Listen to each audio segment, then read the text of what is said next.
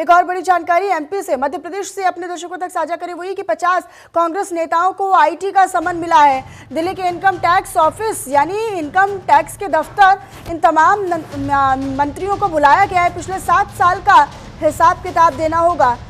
देवाशीष रजारिया ने केंद्र सरकार पर इसको लेकर आरोप भी लगा लिया है। दरअसल उनका ये कहना है कि विपक्ष के नेताओं को परेशान केंद्र सरकार कर रही है। तो मध्य प्रदेश की सियासत से जुड़ी एक बड़ी जानकारी इस वक्त आप तक साझा कर रहे हैं। लगातार लोकसभा चुनाव 2024 से पहले इनकम टैक्स डिपार्टमेंट की तरफ से कांग्रेस नेताओं को समन भेजा गया है, नोटिस भेजा गया है। सूत्रों द्वारा मिली जानकारी के अनुसार मध्य प्रदेश कांग्रेस के करीब 50 नेताओं को इनकम टैक्स का समन पहुंचा है और सभी को दिल्ली के इनकम टैक्स ऑफिस पूछताछ के लिए बुलाया गया है। जानकारी के अनुसार सभी नेताओं को अलग अलग तारीख पर दिल्ली बुलाया गया है।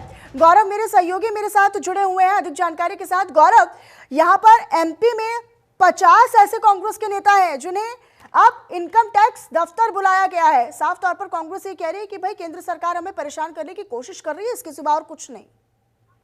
बिल्कुल मनीषा, जिस तरीके से समन जारी हुए हैं तो कांग्रेस का पार्टी के जो नेता हैं उनको आईटी के जो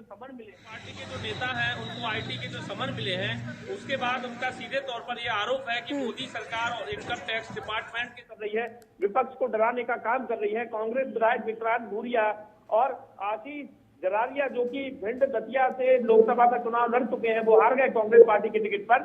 तो इन दोनों नेताओं ने सीधे तौर पर बयान जारी किए हैं। आधिकारिक तौर पर उन्होंने जो इनकम टैक्स से उनको नोटिस मिला है वो भी उन्होंने जनतंत्र टीवी से साझा किया है।